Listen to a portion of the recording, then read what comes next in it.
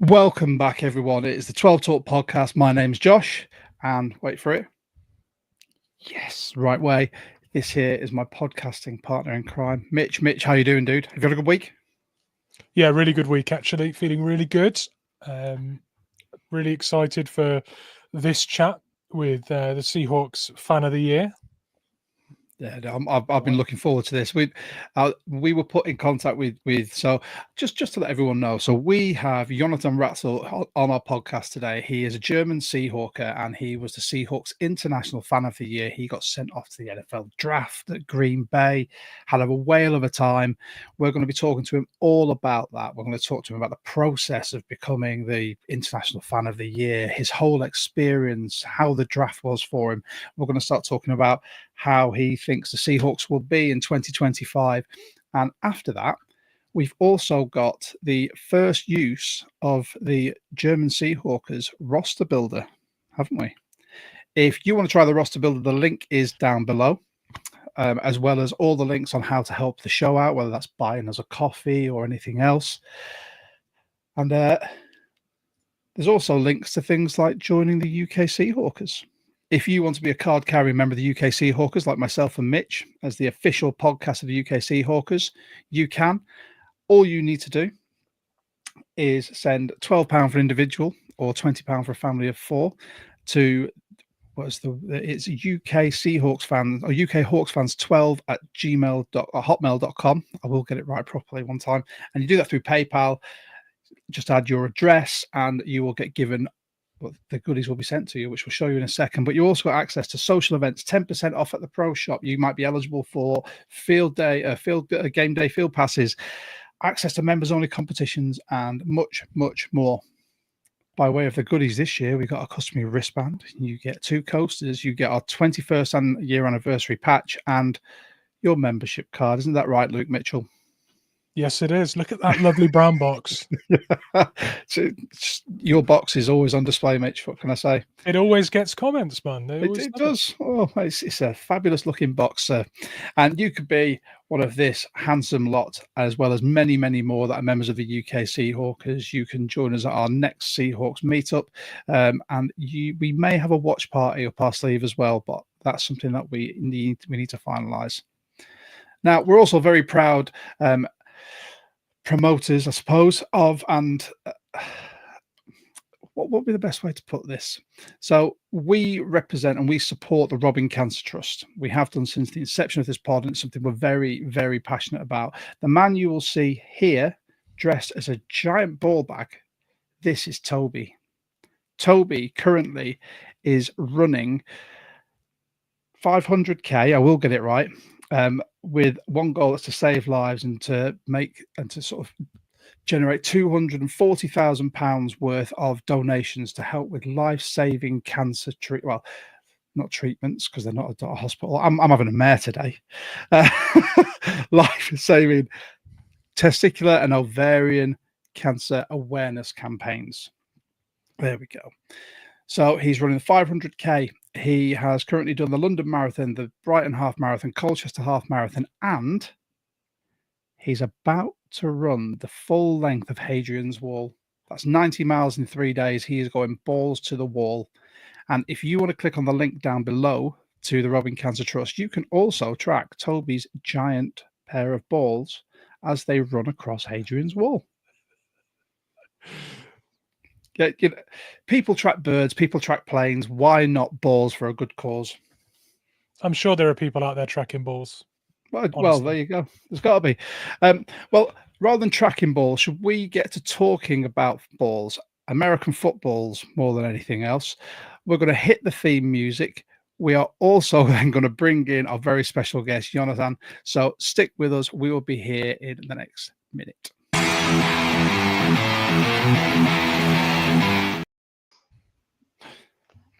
Or before. There you go. Sorry, like I said, it's all going wrong today. It is that podcast. So welcome aboard, Jonathan. We're all in the building now. So thank you so much for coming on. This is a massive thing. Now, one of our previous guests and main contributors, Jonas Meister, put us in contact. And I think your story is fantastic. So before we get into this, do you want to give us a bit of background about you? Why are you a Seahawks fan, sir? First of all, it's a pleasure and a great honor being with you today here. For me, this is what is football about. Football is family, football is friendship, and football is connecting people. So right now I'm in Germany, you in the UK. We're just talking about the thing we love, and it will be a great time. Thank you for having me. No, absolute Welcome. pleasure. So, So tell us, Seahawks. yeah, What started the love? it's the greatest team in the world. So obviously I had to be a Seahawks fan. No, I'm a Seahawks fan since 2011, since the world famous Beastquake run. It was the first football game, first football play eventually I've seen in my entire life, and it hit me like a truck. I was there watching football. It was early in the morning. I was just zapping around TV, and then I saw a black dude throwing grown man around the field, and it was like love at first sight. That is one of those moments. I think a lot of people fell in love with the Seahawks. It's iconic players and iconic players like that really make this franchise what it is. So usually we go through a little bit of Seahawks news to start with, Jonathan. Shall we start with the big one that's dropped today? And this is more speculation, bit of hyperbole. The Green Bay Packers have released Zaire Alexander. Now, we have had a lot of talk about various cornerbacks, veterans that we could sign. Could Zaire Alexander be on the cards? And every time I put these questions out, Jonathan, as the guest, you get to go first with your opinion. He's obviously one of the better or good cornerbacks in the league.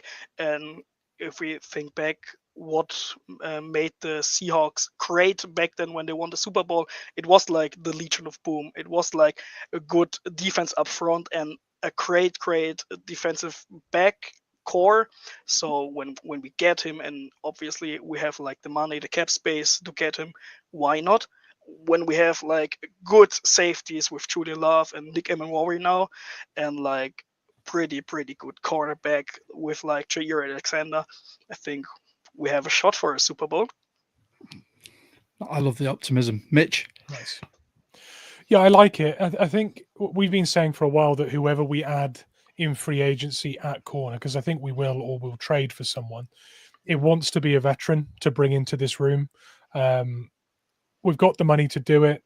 My only concern is with the locker room stuff that people say that he can be a bad apple or a bad, So if you want to bring in a veteran to add to that room, I don't necessarily want it to be someone who upsets the whatever you want to call it, really. But that's the only drawback. If we're looking to add a player of extreme quality and experience, he's right up there. He's now the number one free agent at that position in terms of quality and experience. Mm-hmm. And maybe Mike Mack's, leadership and straight talking is the right thing to get the last sort of 3-year contract of his career done in the right way. Leading the younger players. That's my only drawback with it, really. Otherwise, in terms of quality, I think he comes in and starts and makes us extremely good on that side wherever you put him, and it'll put the ball in Devon Witherspoon's area a lot more because people don't throw at Jair Alexander. So for a very simple reason, it's going to be an incompletion or an interception. I'm with you. It's my reservations would be exactly the same. It's the same as what I had about the whole Jalen Ramsey talk. He's known for being a bit of a diva and upsetting the locker room with those antics. And I think when you look at the OTAs that have just happened and the fact that we had 89 out of the 90 men on the roster there, at one point, I think Hankins arrived, but he was the only person that we didn't really see anything of. But everyone else was there. People like Zaire Alexander or a Jalen Ramsey, I can imagine going, no. And that is not the example that we want setting to the rest of the young players in this squad. So it'd be interesting, and it'd be very much a matter of, does Mike McDonald think he could tame him enough? But I don't know. I'd still like to see Shaq Griffin come back. To be honest, I think he's a steady hand. He's not going to break the bank. He knows the city. He knows the team, and I'd rather not have someone upset the apple cart. So that's the main bit of free agency news. And then, Mitch, we cut a wide receiver and we signed another tight end. Yeah, we did. We cut a wide receiver that we took in free agency from North Carolina, who'd also played at Georgia Tech. That was Nate McCollum. Not an overly impressive amount of production. I mean, his best season was a 655-yard season for Georgia Tech, where he scored 3 touchdowns. Looks quite a durable player. Played most games in college. Didn't have any long injuries or anything. But we expect this to be a smaller wide receiver group this year, maybe 5 on the roster. And there's a lot of players like Cody White, Ricky White III, who's battling for a roster spot as well. He might be on the bubble. Jake Bobo is in this wide receiver room and may even not make it. So it makes sense if you're trying to make space on the roster that maybe a wide receiver is the one to go if you're fairly sure that you've got 7 or 8 competitive wide receivers already. Which leads me on to who we did sign, who is an intriguing prospect, right? We signed Mitch Van Vuren. So I already love the guy. Come on. Mitch's boy, Mitch Van Vuren, who is an intriguing prospect, right? This guy ran the NCAA record 400-meter hurdle. So anytime you've got a 6'6" monster of a tight end that is outrunning and out jumping prime athletes for NCAA titles, that projects as a really interesting, overly athletic tight end at a time where we're probably looking to find some toolbox pieces to play the fullback role, to add to what we've got with the field stretching tight ends. It's interesting, even if we don't think he makes the roster. It's going to make for a really interesting training camp having a guy like that. So we've done away with one wide receiver. We've brought in a guy who's got some really interesting upside. It also starts to say, what if they're bringing in all these fullbacks? Do they not like Brady Russell? I mean, no one's saying he's necessarily going to play fullback, but I mean they're going to be looking for a really interesting prospect to put at fullback. I mean, we drafted one, right? We drafted Robbie Utes and put him there. They're obviously looking to be creative with that spot. Well, there's a bit of a unicorn for you. Maybe they've got some ideas for that, but could equally be pushing for a tight end spot. True. What are your thoughts about this, Jonathan? So, like you said, our wide receiver core is pretty packed, pretty stacked, and I also think that we have to trim it down to 5, maybe 6 players. And in addition, we also have this unicorn position, prioritizing the fullback position not every team has. And now we have Brady Russell and Robbie Utes, which I think is the goated name of all time. Just imagine Oots running for a touch and the whole stadium scream Oots. It's the best. But yeah, so I think we have to get the right guys for the right position, and maybe 5 wide receivers will be the best, because we have good tight ends. We'll talk about them later, like the Noah Fant situation with the pretty blown up contract, and Elijah Arroyo right behind him, going for the number 1 tight end spot. But yeah, that's my opinion on that. Nice, I like it. Well, by way of news, it's that time of year where we're clutching at straws. Obviously, we've got mandatory minicamp, which has been moved up by a week, which the players seem to be very happy about. And I would be too, if it means that a veteran gets a bit more time off. But we've brought you on as a guest for a very specific reason, Jonathan, because I don't think many people know about sort of the International Fan of the Year scene. So, boom. There you go. NFL International Fan of the Year 2024, Jonathan Ratzel.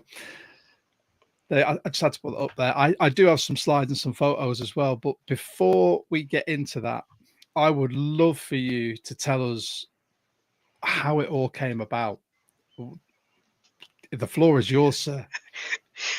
Yeah, so I was like you. I didn't hear about the international fan program of the NFL because it was I'm in the second year, so there was only 1 year before I got to be the international fan of the year, and I didn't hear a single thing about the whole program. And back in November last year, there was the NFL game in Germany in Munich, and I'm a pretty tatted up guy like you two. And so I had like this thing. I want a Seahawks tattoo. I wanted it for so many years, but like other project had to come first. And then my wife was like, "Hey, next week is the NFL Munich game. Let's get a tattoo back in down in Munich." And then we were looking up for tattoo artists, but obviously a week before the game there was no artist like had time for us, but our artist back here in Karlsruhe where I'm situated was like, yeah, just come in, we'll get it done.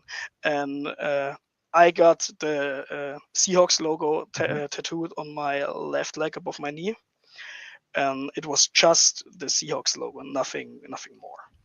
And 3 days after that, I was in Munich on Friday evening, and we were just like crowd hopping all the bars with the NFL teams, like the Patriots bar, the Colts, the Buccaneers, and obviously the Seahawks. And it was the best. It was the best location we had the last years, I think, because it was in the Harbor Cafe and it was obviously great. Yeah, and then there was like a little meet and greet we didn't know about, but suddenly Trimming Curse was in the building, and I had like a little fanboy moment because I grew up watching Trimming Curse, and I was like, I have to get just an autograph with him from him, and I was queuing up in line, and while I'm standing in the line, I was like, why I don't get a signature on above the Seahawks tattoo I recently got. Yeah, I was standing in front of him and I was like, hey, can I get a autograph above my Seahawks tattoo? And he was like, yeah, pretty sure. And then I was like, oh, two big guys behind him, his securities, were like looking at me because I'm already at my trousers, and I was just a little heads up. I have to pull down my pants. It's on my knee. I have underwear on. Nothing is going to happen because the two Grizzlies behind him were already looking. Meanwhile, they're like, how much does this man love Jermaine Curse? Too much. And he was fine with it. He found a pretty cool story. He signed above my leg. And just 2 days after we came back from the NFL weekend, I was already at my tattoo artist again, because the autograph was on wrapped up around the tattoo, and it obviously had to be quick to be tattooed. Yeah, and now back then I had his autograph tattooed, and that was it. But in the evening, I met Jim and Curse. There was like Seahawks media team, and they told me, "Hey, it's such a great story. If you really get this thing tattooed on your leg, there is the international fan program." And that was the first time I heard about it. And they were like, "When you really get this tattooed, you have to talk to us. You have to get into this program. Just sign in." And I got the tattoo, and the evening I got back from my tattoo artist, I was like, why not? Never won anything in my life. Never thought I win this because I read about the international fan program, and they were like, dudes, they not just love the game I do, they're impacting like your whole community. They're training little kids, they're training flag football teams, they're training with kids with special needs, and I'm just a guy with a tattoo. But I thought, why not? It doesn't cost me anything, so I just signed up, and it was in the middle of November, and I forgot about it. I have to be yeah like 2.5 months, 3 months, and I didn't hear a thing. I forgot about it, all said and done. And then my wife came to me. Hey, our tattoo artist got in a new studio. Do you want to visit him? And I was like, yeah, why not? Happy wife, happy life. Just roll with her. But it was a little bit fishy, but I just thought, yeah, when my wife wants to go there, I'm coming with her. Go. And we parked in front of the studio. I opened the door, and then it was like a movie. Bam, the Seahawks mascot running right to me.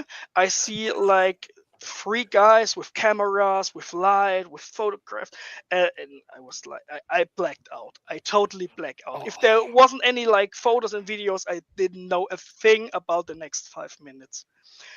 And then I got like an iPad with a video message telling me I won the International Fan of the Year. And then I really blacked out. I had to sit down, had to drink a little bit because I was shaking and I didn't even realize what's happening and what was going to happen. I was just like, okay, this isn't real, this isn't real. And even now, I'm like, this can't be real. But yeah, that's like the whole story behind it. I'm just a guy with a tattoo. But And I was then at the didn't you right get another time. tattoo though? Yes. After the whole story and before I flew to the draft, I got the international fan logo tattooed up on my leg, and the run scheme of the Beastquake run also is like up Oh, there because nice. it's where it all started and it's like part of my story. And the next thing what's going to happen is there's like a little space left on the leg, and it's for Torrey Horton, my pick I announced back then, and I have One like second. Let me stop you, Jonathan. 1 second. yes. Did you hear that, Thomas? Did you hear that, Thomas? Torrey Horton, relevant. One of our fans hates my love for Torrey Horton. I just had to say it. Carry on. So we'll be showing the video after. What's wrong about a 6'3" guy running a 4.4 after a knee injury? So preach it. He's my guy. I really, really hope he makes the team, and I think he has a good shot. Now, first doing like the punt returns, and maybe he's like our right receiver 3. Maybe he's better than all guys think when he's fully healthy, when he got into the team, when he gets like the chance to prove that he's the guy. And like full circle moment, he now has the number 15 Jermaine Curse had back then. Yeah. So I was like, this year I have to get a jersey from Torrey Horton with the 50 years anniversary patch on it. That's my go-to thing this year. And now I have like the draft card where like the lines I had to say are written on it, and this card I want to tattoo besides the Beastquake run scheme. Oh, dude. Now That's gonna that be is a amazing. heck of a story. I and this is one of those where, from a Seahawks fan point of view, I didn't realize there was an international fan thing, and obviously now other people do. By having you on telling that story, that's amazing, and it really makes me want another Seahawks tattoo. Although I'm not going to ask you to drop trouser on our podcast and show us your Seahawks tattoos. I have like some short. Let me just stand up. We'll do it like this. If YouTube takes us down now, No. I hope it's like the right way up. There it oh, is. dude, Show that us is your awesome. license. And like here is like place for the Torrey Horton thing. Mate, that is Amazing. awesome. That is really cool. No, let me get my webcam back up there. Yes. Oh, So, well, are we still on YouTube? Are we still rolling? We're still rolling. We don't have been taken down. I was going to say that the takedown request might come after this live, but it's fine. Everyone who watches it live knows. Well, why don't we, as you've just told us, obviously, how it happened, you very kindly sent me through a load of pictures and videos to show sort of what happened. And what we'll do, we'll go through a couple of slides and you can just sort of tell us like what's happening here. I mean, so this first one, this is obviously you with the other international fans, Yes. I take it, Yes. at the draft. And I think that's just a really cool shot of all of you there. And I want, is that 5 German chapters of fans? Yeah. To be honest, those are all Germans back there, but just 5 wow. have like their chapter flags with them. But those are just the German ones with their +1s. But yeah, we had like 9 teams, I think, 9 teams and 10 guys, because the Panthers had like 2 international fan of the year, because like they're doing a collaboration with a podcast. They've got to win something, haven't they? So, but yeah, those are just the German international fans. We had like the most from one country, because like obviously Germany is like a pretty growing base for the NFL, and yeah, those are some good friends now, because like the guy in the middle, Matze for the Green Bay Packers, he's like a stable. He's 7-8 times a year in Green Bay. He knows everyone. Wow. And it was like a home game for him, obviously. And one evening we went to him just through Green Bay to a bar, and it was like 1 kilometer or something, and we had like 2 hours for that trip, because every person knew him. He wanted to talk with everyone, and he's a pretty great guy. And obviously, shout out to my guys from the Lions, Marius and David. Those were the first ones I linked up with, because we both, so Marius and me, we flew from Frankfurt. okay. So we linked up because we had the same flight, and pretty good guy. That Packers flag needs work, though, doesn't it? That is pretty awful. You should have sort of like shouldered It's old away. school. Just say it's old school. And then we'll on the whole left, it's Niklas and his girlfriend, who also I had to see last week on my wedding. They were invited because we just grew so close. It's a short friendship, but it's a good friendship. And yeah, the whole German crew there on the stage was great. So there you go. See, NFL creates fans and friends for life. Yes, that's what we do. People outside like I this said, circle football don't is know family, about it. football is friendship, and that's all about. True. So here we go. This was obviously you at the airport. Yes, that was in Detroit. So Marius was pretty heavy, and he told me I have to get a picture right here, and he just don't want it to be alone. Big no, just come. Let's get our flags out. Let's do like a little crew picture. Nice. So was that sort of, you flew from Frankfurt to Detroit, and then Detroit to Wisconsin, like to Green Bay? Yes. Yeah. Genau. Here we go. And I wasn't sure in which order these went, but I assumed this one here with you wearing the 88 jersey came before this one where you received your Fan of the Year jersey. Yes. Is this this was the hotel? Yes. Was it the one on the left? And so at the were you all at the same hotel? Because there is a video that you did send me, but I couldn't squeeze it in, where I believe all the Fan of the Year jerseys were on tables. So obviously you've been and got yours, and that is pretty cool. The whole lodge, it was called. It was like an old school. How do I name it? It was like a ski lodge or a hunting lodge. Yeah, or a hunting lodge. A hunting lodge. It's the best, because there were like stuffed animals everywhere, and you stuffed polar bear somewhere. Yeah. And I got a story about the polar bear. Okay. We'll talk later about it. Ryan from the Lions UK was a pretty good guy. We'll talk later about it. But yeah, in the lodge there were not just the international fan. There were like the whole network people for the NFL. There was ESPN was there, and some officials for the NFL. So it was like the whole lodge was just NFL. And some celebrities. Was this in the lodge? I didn't know he was a celebrity back then. Some guy told me after that, oh, he's like a comedian. I was like, yeah. He was a pretty funny dude, so I had to get the picture, because we had like a Q&A with Roger Goodell, and he asked Roger Goodell about the tush push.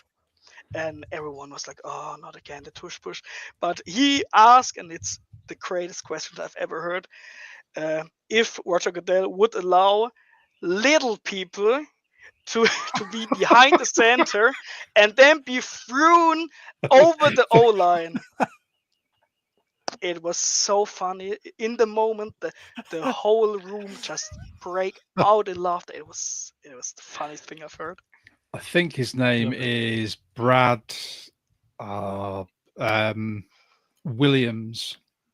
Something like that, yeah. I think that's his name, Brad Williams. So there's a picture of you with Brad Williams, and then there was a picture of you with the commish, which is pretty cool in itself. Obviously, he gets a lot of boos, but that's a pretty cool picture to have taken. That was like at the Q&A where some people had the chance to ask questions to Roger Goodell, and then every team got the chance to go up on the stage and take a photo with him. And I was like the only Seahawks fan in the room, so I've got a solo picture of him. Dude, that's awesome, man. That's so That's good. the type of thing you get framed. I hope you picked him up. Yeah. Like a defensive lineman. Little bear hug. Big bear hug. Pick him up.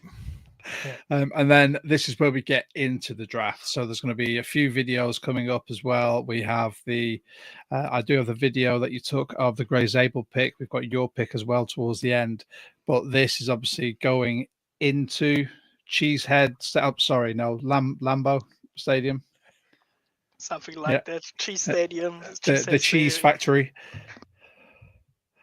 Okay, here we go. And then so anyone watching this on YouTube, on the left, you can see this. I take it this is when you first got in there. It's when you first got into sort of the draft arena and just having a quick look around and look how happy you look. I imagine that smile was on your face throughout the whole weekend. It was, and the whole thing you saw in the video was just the draft theater. It was called. So It was like the VIP section. Like on the picture on the left, there are little areas for 15, 16 people for each team. And on the outside, there were like the real VIP section with like big seats, catering and everything. And we had just those little plastic stools. I have a feeling on one of the next slides. So this next slide might be the Gray Zabel pick, but one of them has a video where you have the VVIP stuff. And can I just say to everyone watching, Mitch, you are copping some flack tonight, and I'm not sure what you've done, but hashtag Mitch the Cheat is currently in our chat, and I'm not sure why. It's a fantasy-related thing. Okay. I'm copying flack for making some adjustments in our fantasy league, none of which made any difference to any human being. But I'm copying cheat claims. Live on YouTube. If you're not cheating, you're not trying hard enough. That's my motto. Okay, so here we go, and this is your now lovely wife, isn't it? Yes, it is. Yes, it is. There you go, and congratulations once again. Thank you so much. Thank you so much. But yeah, that must have been awesome to be able to take her as well. Yes. So when we met, she knew about football, but she wasn't a fan or didn't know any rules. She just knew there's like once a time in a year there's a Super Bowl, and that was it. And now she's I don't want to say a bigger fan than me, but she's a big fan. Obviously for the Seahawks. That was my next question. But she grew sympathy and a little bit of love for the Eagles too, which is okay because I'm a sucker for good running plays, and Saquon is up there, so I give her that. Yeah. I'll give her that.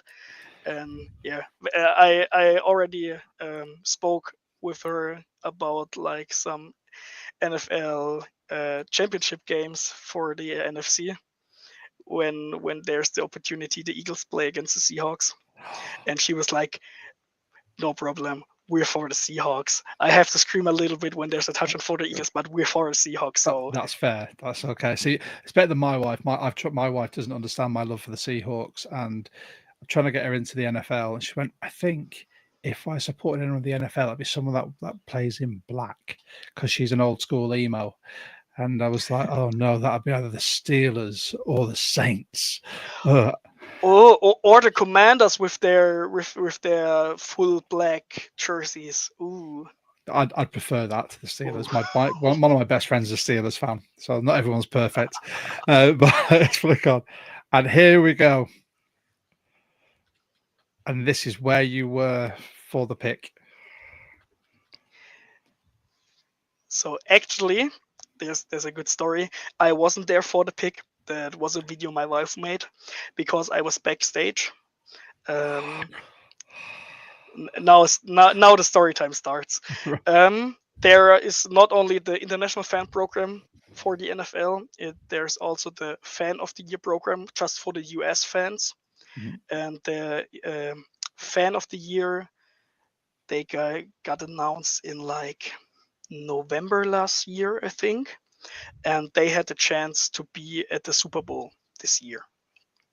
And for the Seahawks, it was a lovely lady. Oh, don't get me wrong, she has to be over 80, but she's a lovely woman. And we talked about the Super Bowl and the whole experience being the fan of the year and the international fan of the Mhm. year. And she was like, don't slip on stage. And I was like, yeah, it's in 2 days, I won't be on stage. And she was like, no, didn't they tell you about it? And I was like, what you talking about? And she was like, yeah, on the first day in the first round, all the fan of the year from the US, they're on the stage, taking out the jersey to Roger Goodell, because the Roger Goodell don't walk off with the jersey, so he Yeah. get like the jersey from a fan. And she was like, you know, I've seen enough. I was at the Super Bowl. The Super Bowl was my stage. The draft is your stage. You go up on the stage, not me. And I was like, I was tearing up. I was like, Oh, this lovely lady just gave me her spot on the stage in the spotlight, and I I teared up. I was crying like a little baby, hugging her. I was like, this will be great. And then, like at pick 15, 14, 15, someone from the NFL came to me and took me backstage, and they were like searching me for mobile phones, because obviously I got mhm. to know the pick before anybody else got to know. And then I was in the room where the whole jerseys were printed live when the pick comes in. So there's like just one person in between, and then the jersey room, I would call it. Yeah. And they were like, the next pick is the Seahawks. You're excited? And I was like, holy shit, I am excited. What you're talking about? And then we're like, yeah, it's Gray Sable. And it was obvious that it was Gray Mhm. Sable. So I think there was like a 95% chance it was Gray Sable. And he didn't attend the draft in Green Bay. So I don't got the opportunity to walk Oh, out on stage. dude. But I got the opportunity to see the official jersey for the next season with the 50-year anniversary patch. Oh, And I was nice. like, so you don't need the jersey now? Can I can I take it with me? And they're like, no, we're not allowed to. You have to ask. You have to ask. Yeah, dude. If you don't ask, you don't get. That's awesome, man. And Oh, then because there was like a 3-minute delay from getting the pick in to mhm. announcing it on stage, I was like, yeah, okay, I can go out to the to my area. And it was like, no, you're not allowed, because obviously Like, the pick isn't yeah, announced. Like snipers at the ready, just in Yeah, case you so I bolt was it. Yeah. just standing there in the jersey room. Everybody else was busy with the next pick, and I was like, "Oh yeah, watching like on the little TV. Oh yeah, crazy." And then I was allowed to go back to my area. Oh man, that is a pretty cool story, man. Like just the whole experience. And so this here. So if we're looking on the right, what was this bit here? This was on the next day. This was on the second day of the draft. This is the room where the whole magic happens, I have to say. Every place, every seat is for one person for one team. And there's this like the room where all the trades happen. So Right. one person got a call from and for the Seahawks, the other person like Cleveland Browns, and they on the phone talking to each other. And if they have like the same pick number, then the pick goes through. And they told us that on the draft day one, there was like a trade going to happen, but some team messed up and switched like a late round pick. So the call was like, okay, we swap like our first round picks, and we get your fourth and you get our seventh round pick. Mhm. And the other team got like, and we get your third round and the seventh round pick. And then the trade didn't happen because there was too little time to get it fixed. But this was like a behind the scenes, and it was awesome to see how quick they had to be, because obviously in the later rounds, the time for the pick goes so back. I think it's like 4 minutes for each pick, and it's when there's like when teams don't come to a conclusion which round they want to pick or which pick they want to swap, and it was great behind the scenes. Dude, that is pretty awesome. So much. Oh, and here we are. So here is Jonathan about to announce the Seahawks pick.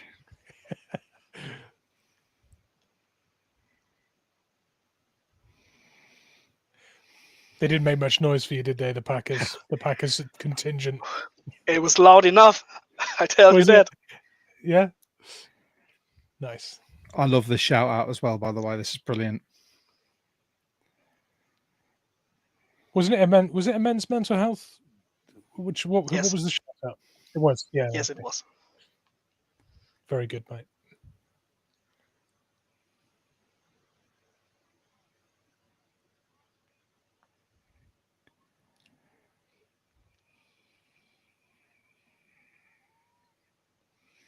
Yeah. Man, you lived my dream in that moment. I was so nervous. I was shaking behind the stage. I was like, I can't walk out there. And then snap, I walked out there, and I had like the speech already on my phone, and I was reading it a few days before the draft over and over. And behind the stage, they were like, "Yeah, we told you had like 60 seconds. When you go over that 60 seconds, it's gonna be a problem. We have to get you off the stage because we're running in a delay. You have to be quick." And I was like, oh fuck. And for being so nervous, for being a German in the US, I think it was pretty okay what I did on stage. And I want to talk a little bit about my speech and my shout out, because we're all about that. We advocate health in general, mental or physical. I was sitting like a month before the draft here in my home, and I was like, I don't want to be just on the stage, just shouting out like the German Seahawkers or the Seahawks community, or thanking the whole Seahawks family to get this moment. So I was like, I get this one chance, and I have a little bit of impact. So I wanted to be I want to do something that means something. And the last year was pretty rough for me and my family. So obviously I'm not talking about mental health just because I don't got any other things in my life, but it's pretty important to me. And then I was like, okay, I want to do this.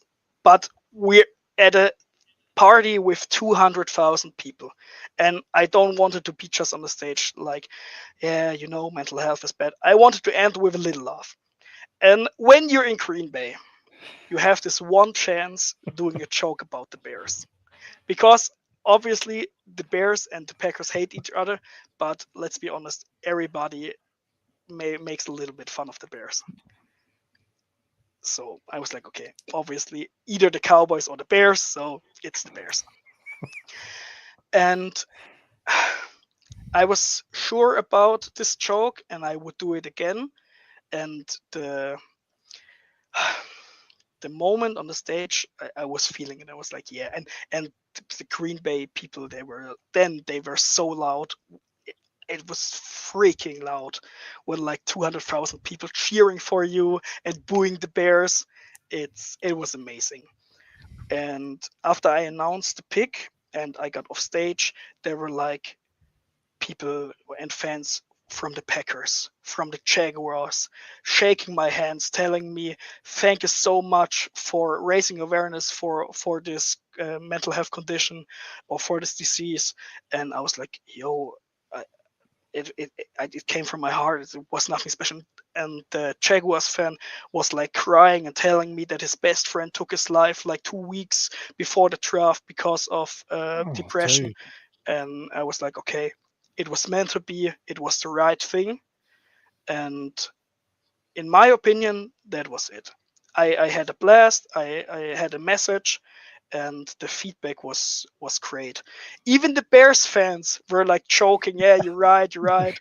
And as As you far as can we're going, imagine. being a Bears fan isn't an illness; it's a choice. Yes, yes. It's the And wrong choice. the Bears fans also were like shit talking to Green Bay. So, and it's normal in the US, and like for us, it's normal. When I work with a colleague who's a 49ers fan, Oh, obviously I made the right decision. He made the wrong decision, but we all love the same sports, so there's no bad blood or something. And this, I it were like 4 words, especially the Bears fans. I said nothing more. It was a joke. Everything was fine. The US people were fine with it. Everything was great. And then I looked at my smartphone because the Seahawks Germany posted a video of my speech, the NFL Germany, and gone like viral. yeah, and a German TV channel posted it. And in the comments, the people, the Germans, I have to say, the Germans were like freaking out. He makes fun of all people with depressions. How can he say? How can what did they say? How can he make fun of people with this disease? Such an important theme, and he rub dirt over it. Surely Typical they Germans. missed the whole point that you used the platform you had Yes. to shout out about it. Ridiculous. Anyway, I do think before we get on to you reviewing the 2025. Now, I think this was you at the air. Obviously, this was you whilst there, but then you got to meet Mr. Red Zone himself, Yes. Scott Hansen, That was and Rich Eisen. Rich Eisen. How awesome is that? And it was at the airport on my way back to Germany. I didn't think I got to meet anyone. And my wife went to the bathroom, and I was just standing there at the lobby of the airport. And I was like, is that Scott Hansen? But with the cap on, he had a coffee in his hand. And I was like standing there 2-3 minutes. Is that fucking Scott Hansen? He can't be. And then behind him, I saw Rich Eisen sitting at the window, and I was like, and that's Rich Eisen. And then my wife came back, and she got to know football from and with Scott Hansen, and she doesn't even look at me. She goes, that's Scott Hansen. And then we went to him, and I have to tell you, he is awesome. He is as friendly and as cool as he looks at the picture. Yeah. He was so fun. He wanted to know so much about us, why we're from Germany in Green Bay, and oh wow! And then he remembered me in my speech. Oh, you were on stage talking about mental health. He was a great guy. Rich Eisen was pretty tired. He was just okay. We take a picture, but I want to sleep a little bit. But Scott Hansen is a great dude. Oh, dude, I saw that on your social media, and I thought that is pretty awesome. And Scott Hansen just looks like he's just happy to take the photo with anyone. Then I believe this is all of you guys. Is this on your way out? That has to be on the third day of the draft, but those are all the international fans. Wow, and there are some UK fans there. Like, nice to see. I'm going to have to dissect this and find out who's from where. But that is, see, as an international fan, that is what you want to see: football reaching wherever it can and bringing everyone together at the draft. That's brilliant. I do think I have. Oh, there you go. There you are with your draft card. And this video I had to keep in. So if anyone who's not watching, this is Jonathan having the time of his life. There you go. I wish I'd kept the volume on, but I didn't want to embarrass you anymore.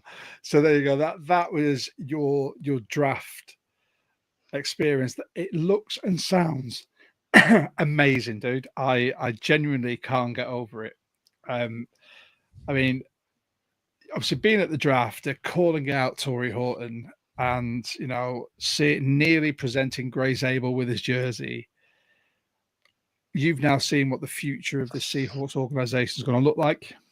What are your thoughts on the 2025 Seahawks?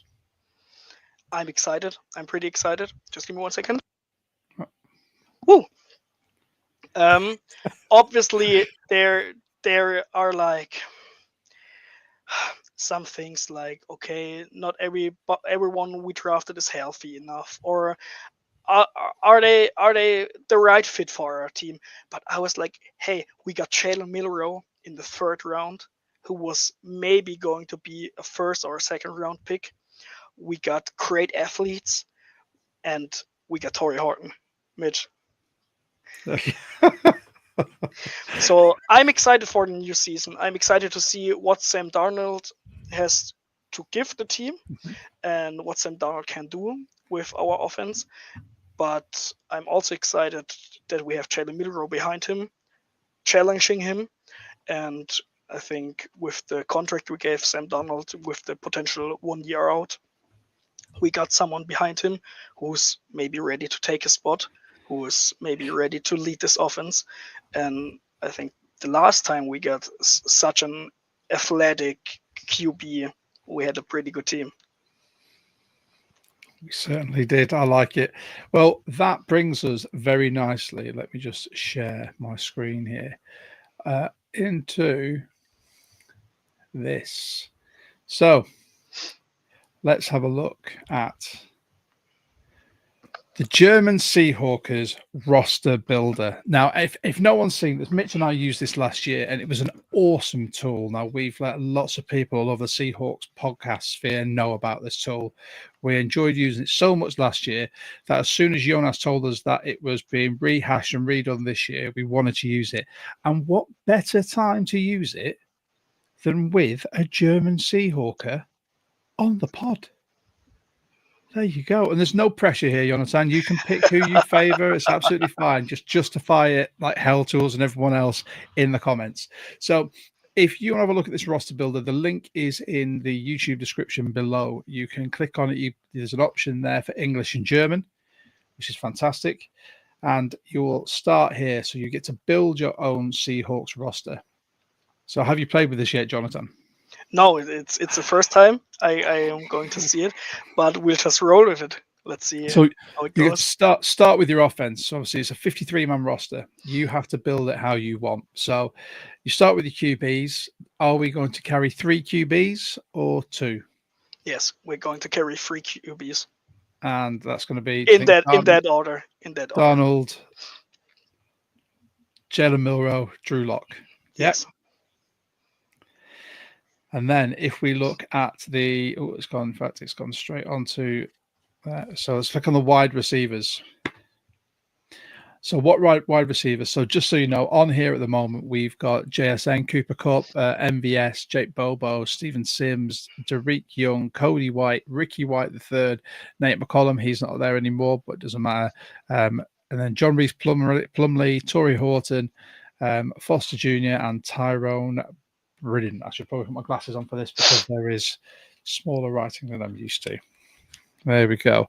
So tell us, how many wide receivers are we keeping on the active roster?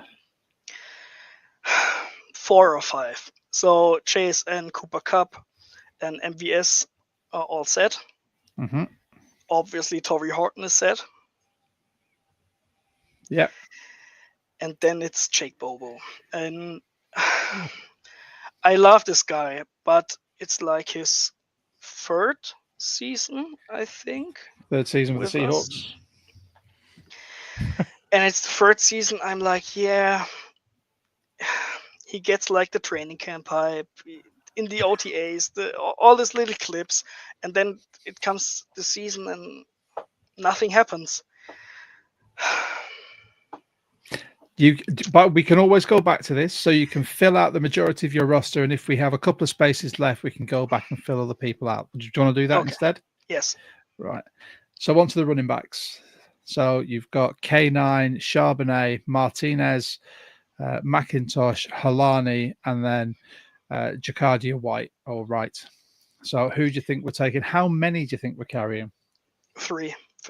Kenneth Walker, okay. Charbonnet, and McIntosh, I think. And Martinez, we can always come back to it. Yeah, I actually fully agree with this, but that is, I think if we carry 4, Martinez is the one on the bubble for me. Genuinely, I hope we do, but I think you've nailed that, Jonathan. Thank you. There we go. On to tight end then. Noah Fant, AJ Barner, Elijah Arroyo, Eric Sober, Nick Callerup, and Marshall Lang are all there. How many are we carrying? So Fant and Arroyo are set, but are we going with just those two? Maybe Barner, but Jonas has just piped up and said, currently there is no option to pick a fullback, so you'll have to pick a tight end as your fullback, essentially. Okay, but I don't think Robbie Oots is on here, right? So that's the whole thing I was thinking about with Brady Russell and Robbie Oots as potential fullbacks. So when we don't get those two in the fullback position, can we just imagine those two being there? We can imagine them if you want to put. So would you put Utz and Russell there, and then so if we say for argument's sake, Callerup and Lang are Utz and Russell. Excellent. Yes. Okay. And the O line. So. Quickly to run through for anyone listening, that is. So you've got Oluolu, you've got Zabel, Cross, Sundell, Haynes, then you've got Lucas, Marangis, Bradford, Gerald, Jones, Amari Kite, you've got Cable Dew, you've got Salah Lau, I don't even know what that is, Mason Richmond, and Satola Mayer. I need to clean my glasses, that's what I need to do. Did I miss something about Charles Cross? No, Cross was there. Okay, so then let's go from left to right. Charles Cross, left tackle. Gray Sable on left guard. Olu center. Christian Haynes guard. And Abram Lucas tackle. So that's like the starting line. Mm-hmm. So for backups. Josh Jones and Michael Jarrell as tackle backups. How many guys we got now? 10, 14? Yeah, 21. Okay, so then...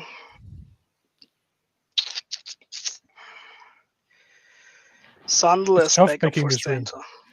Yeah, Sundell, I think.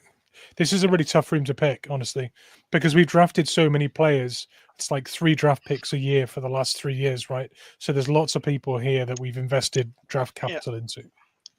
So I think Satao Laumea has to be in there. Mm-hmm. And then we need another backup for guard. Oh. I think Cabeldu's the guy that they're really keen on for the scheme as well. I think they rated him really highly. It's hard to imagine Cabeldu not making it. Let's go with him, and I think then our O-line is set. Yep. Yeah. Okay. Let's hit on the defense, starting at linebacker.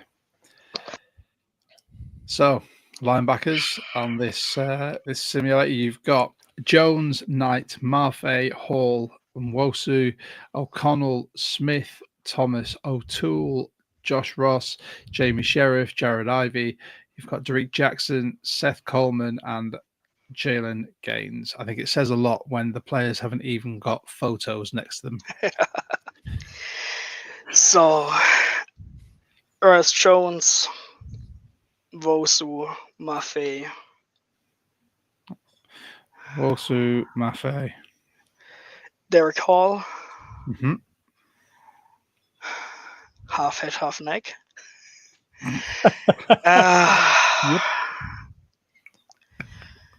Josh Ross. What we do with Josh Ross? Tyrese Knight as well is still there. Yeah.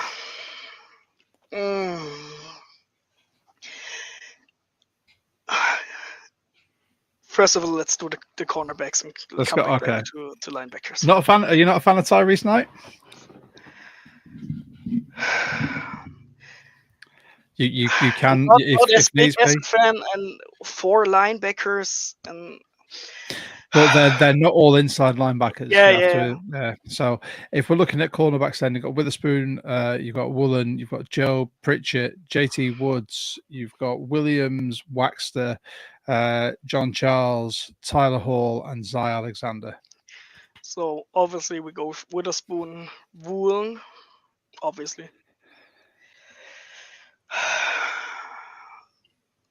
We are going with Josh Joby.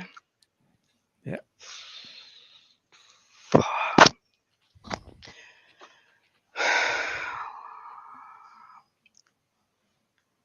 Are we going with? Yeah, we're going with Pritchett.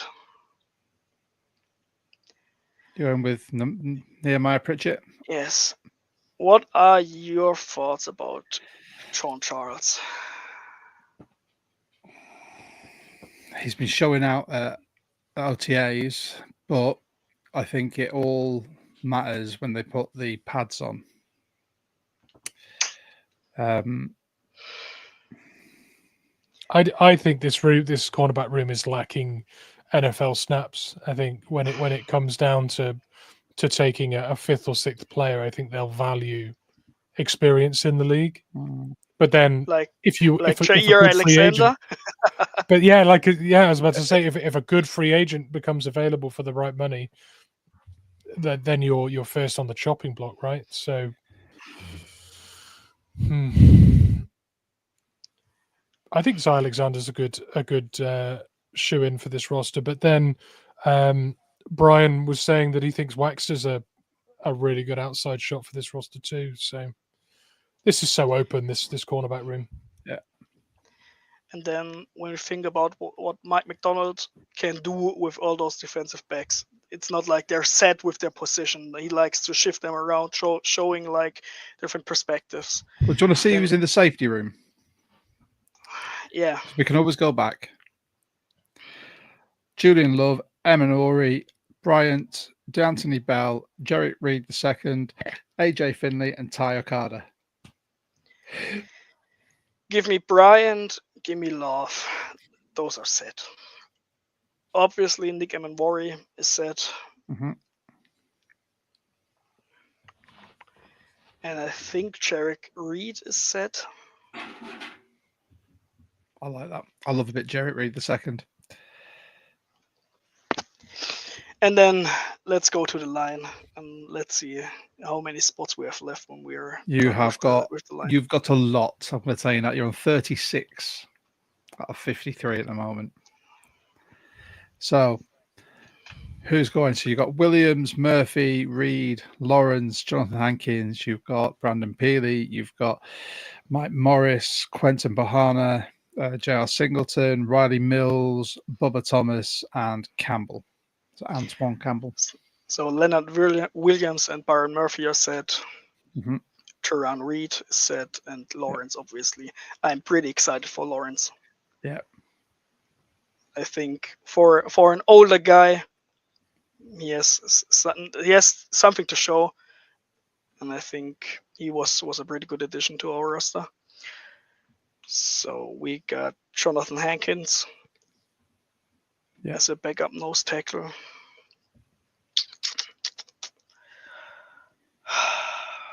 Now, they've been really, really high on Riley Mills throughout OTAs. Even though he's not participating, he is champing at the bit to get there. AD, I think we have to take him. I think we have to take Mills.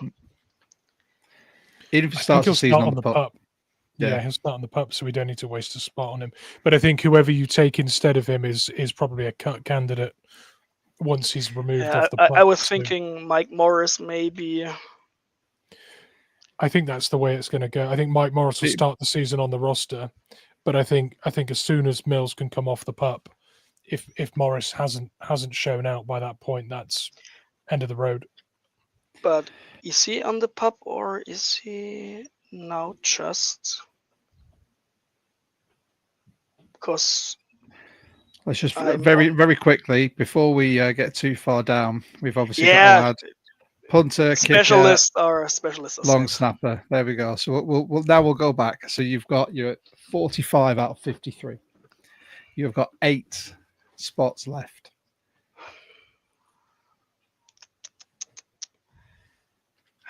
let's go back to cornerback, please. Well, this is like countdown. So I'll take a vowel, please. Have a cornerback, please. Safety, please.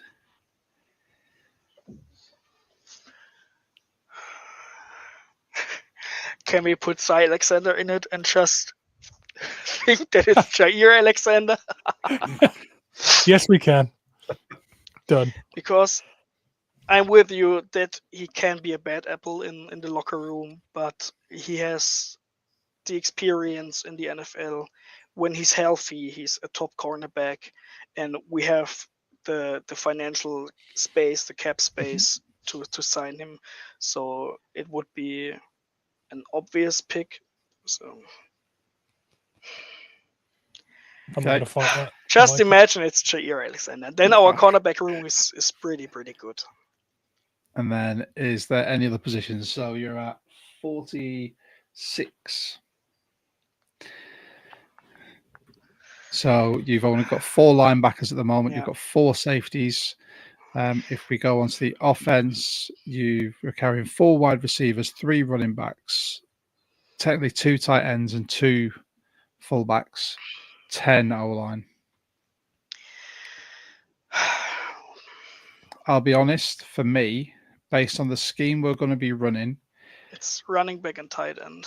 I think Martinez, I think it's going to be 4 running backs. So Martinez, and then at tight end, I think AJ Barner's coming back.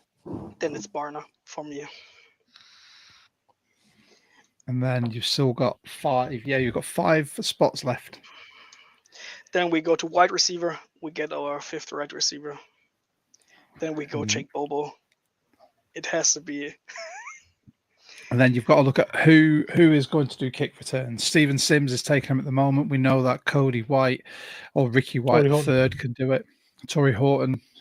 But then do you want to risk having someone like Torrey Horton taking kick returns? Yes. Torrey Horton or McIntosh, maybe as a kick returner.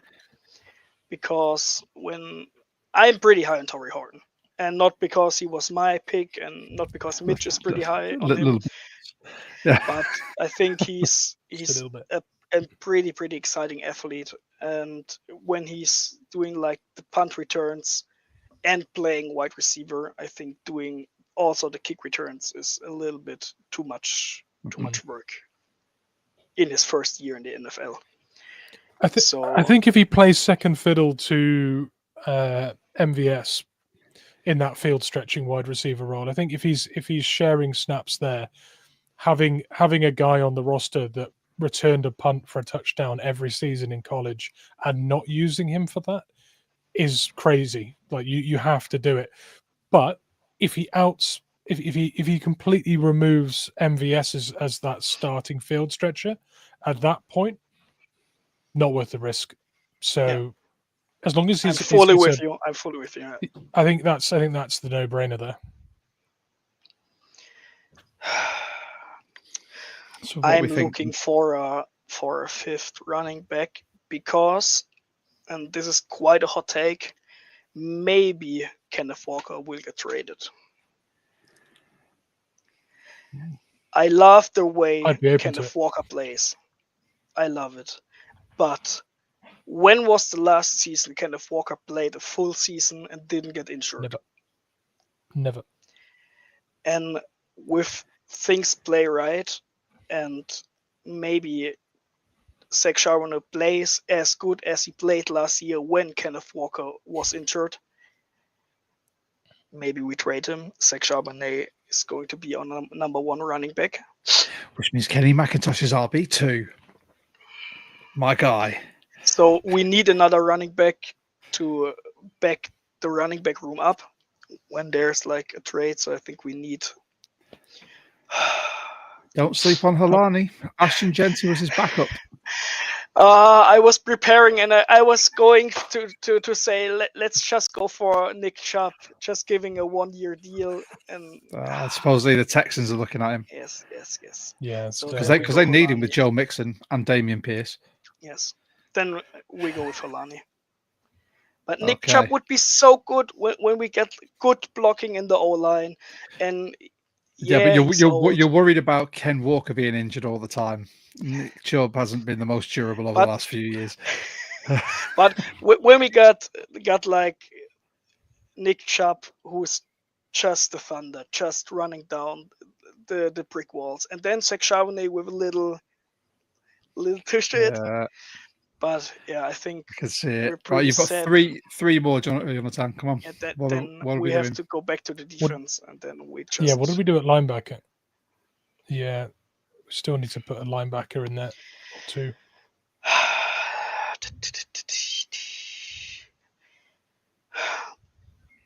Tyrese Knight or Drake Thomas? What are No, it's your Knight. thoughts? Tyrese Knight all over. Has to be He Tyrese was Knight. he was the first proper Mike McDonald pick, to the point where John Schneider said, "Who do you want here?" And he said Tyrese Knight. He excelled in this system last year, and I think he's only going to get better playing next to Ernest Jones. So It's and then a and matter of let's go to the safeties and fill the one safety spot up. The Anthony Bell, special good teams OTA. beast. Yeah, Ty good Carter OTA, hits like a special tank. teams beast. Yeah, Ty Carter as well.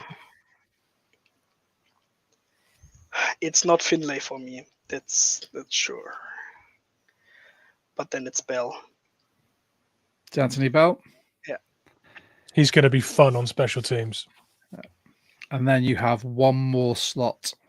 Do you look to add Mike Morris? Do you go for another linebacker? I think technically we've got two spots because Riley Mills will start on the pup list, so you almost get a free pick there. Two spots then. We'll put Riley Mills on the pup list. Does that mean you want to? Mike Morris, yes. There you go. That was a nice easy sub in. And then one more.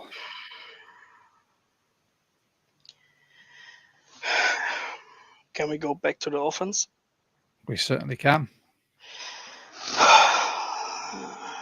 I was thinking just another O-liner because you can't have enough O-line help. You can when it's Bradford. Then you've got Mason Richmond. Yeah, actually, that's a good point. I mean, that's the potential swing tackle. I think one of him or Jarrell will probably take that swing tackle role in the future. Yeah, but let's just. We're really high on him. Ben has just pointed out we've only got 21 players on defense, as opposed to 28 on offense. But we got the right players. This is your team build, mate. You do what you want. But he's right. But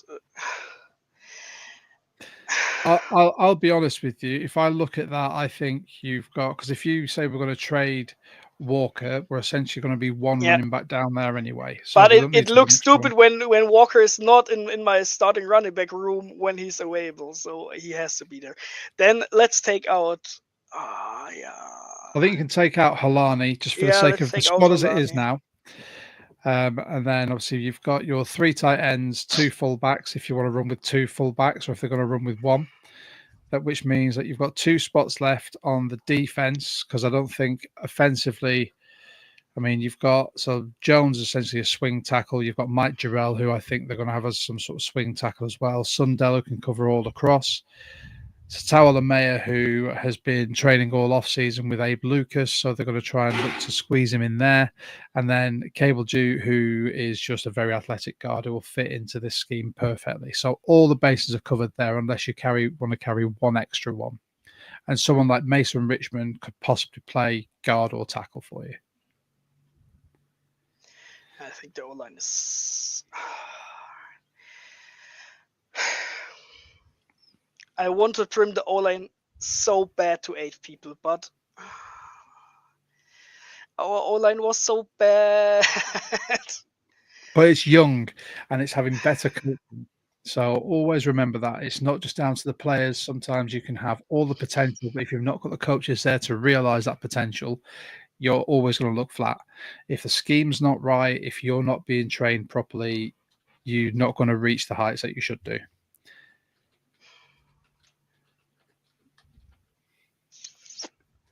And it looks so bad with the 5 tight ends, but 2 fullbacks in there. And My stomach would hurt when there are just 2 tight ends with Noah Fant and Elijah Arroyo without AJ Barner as a backup. I'm going to drop this bomb. I think that they may look to trade Fant, which means we'd have Arroyo, Barner, and then we'd have either Sobert or you'd have Brady Russell, who'd move back to tight end and keep Robbie Utes at fullback. But then, yeah, you've got 2 spots left. What are we thinking? We have to go to defense, and we have to go for the line. Six linemen are. It's Quinton Bahana there who backs up the tackle and nose tackle position. I think that might be a shout. Yes, I'm with you. Yeah, Bahana. we'll take him. I and Riley Mills, but when he's on the pup list, we'll take him. I think this is the position, linebacker, that you need to look at. Because when you look at inside linebacker, you've only got 2 that are there at the moment. Because Nwosu, Mafe, and Hall are all outside linebackers who can rush the passer. And if you're going to look at anything else, you need to rolling with Pat O'Connell or with Derek Jackson.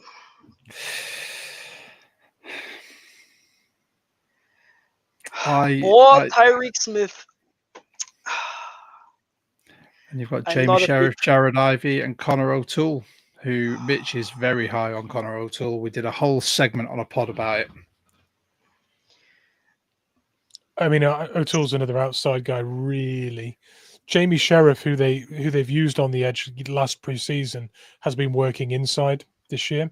So it looks like they're trying to turn him into a bit of a Swiss Army knife to do multiple roles. Whether he's capable of that at the moment, I don't know. And I think Imanor is going to play in and around the box a lot. They'll show 3 safety looks and he'll back up the box as well. So we probably only need the 3 inside linebackers. But there's not a lot of options there. I still think we might trade for one. I think the next inside linebacker is not on the roster right now, but that maybe wishful thinking. Let me just time. Craig Thomas is probably the guy. Yeah, I'm with you. Do you think Craig Thomas? Yeah, I think that's the obvious shout. Pat O'Connell's hung around for what seems to be forever. And you have to expect him to be marginally better than last year, and he nearly made it last year. So I think he's going to run that right the way up to the deadline, but I think he may well be practice squad. Right. So with that, there we go. Signed and sealed. It's official. This is it. Personalize this roster. Oh, that's what I can actually spell. Bosh. So Jonathan Ratzel's Seahawks roster prediction for 2025. Shall we recap it quickly?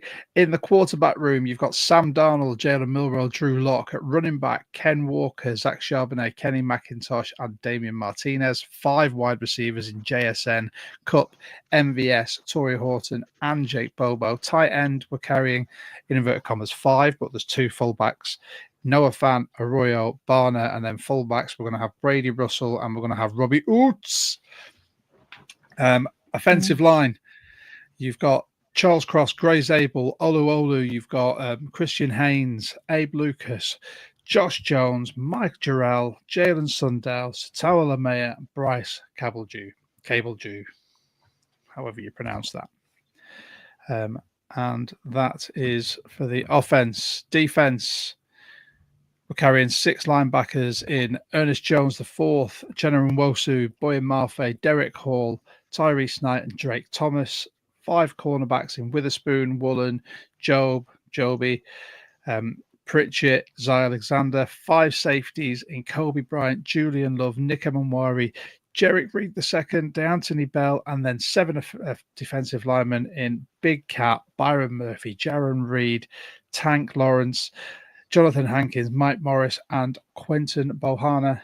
And special teams, kicker Mike Myers, punter Michael Big Dixon Energy, and then long snapper Chris Stoll. Let us publish that.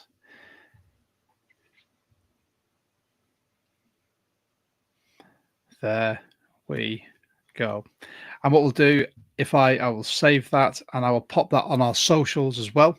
So for anyone who wants to use that, but like I said, you can have a play around with that as much as you want. That is going to be in the description below. That is always a really fun exercise. And Jonathan, you were the first person of 2025 to do that with us.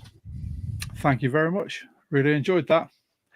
It's great. But I mean, with that, I just want to obviously sign up by saying thank you so much, Jonathan. Have you had a good time on the pod? It was a great time. It was great to talk about my experience, how I got to be the International Fan of the Year, how it was in Green Bay. Now just chatting with you guys, what we're thinking the team will look next year. And yeah, I have to say to all the Seahawks fans out there, try to be the next International Fan of the Year. It's an honor, it's a pleasure. I'm going to be it until maybe February, around the next Super Bowl, and then it's your chance. So I'm hoping that everyone got a little glimpse of what's like to be the International Fan of the Year. It's great to connect with other German international fans. It's great to connect with international fans from the UK. There was like the international fan for the Eagles. He was like a great dude. The Jaguars guys were great. So it's a great experience, and I'm hoping for everyone that they have the luck I had. Dude, we appreciate you coming on. I know everyone that's been in the comments, because I've just seen them buzzing constantly, and Mitch has been manning those. I think everyone's appreciated the insight as well. I just want to say a massive thank you to everyone who's tuned in, whether you've been with us all the way through, or like Herbicide, you tipped in right at the end. If you are if you are new to the show, by all means, you can like, subscribe, hit that notification bell. It really helps us out with our reach. If you'd like to appear on the show, slide into our DMs. Mitch and I are always happy to speak to Seahawks fans from anywhere. And if you want to speak to other Seahawks fans from anywhere around the globe, join the Discord. It's free. The link's down below. The master of the Discord is, I hope I'm pointing the right way this time, because Jonas said I was pointing the wrong way. There you go. There he is. Mitch is a master of the Discord. We've got Seahawks fans from all over the place, and we're still getting more in there. The community is growing, and we're just talking Hawks all the time. And sometimes we have some members of the Discord who just voice every single concern they have about the fantasy football GM constantly, like they're doing the comments in this as well. I'm joining. Yeah, Mitch just getting targeted. That's all it is. Flaming myself now. But I just want to say a massive thank you to everyone who's watched. I'm pretty sure as well, if you do want to join the Discord, Mitch might put the link in the comments wherever they are on this video. You can catch us on YouTube. Like I said, subscribe to this. You can catch us on all your favorite podcasting apps. Follow us on social media. Links are all below, but it's at 12 Talk Pod on pretty much everything. And we always like to sign off with, firstly, massive thank you to Jonathan. I can't wait. Hopefully we'll have you back on here as well. You can have a little round table with some other fans and ourselves. But we like to sign off with a Go Hawks. Will you join us with a Go Hawks? No question. Absolutely. Excellent. So I'll count us down on 3. Ready? 1, 2, 3. Go Hawks. Go Hawks.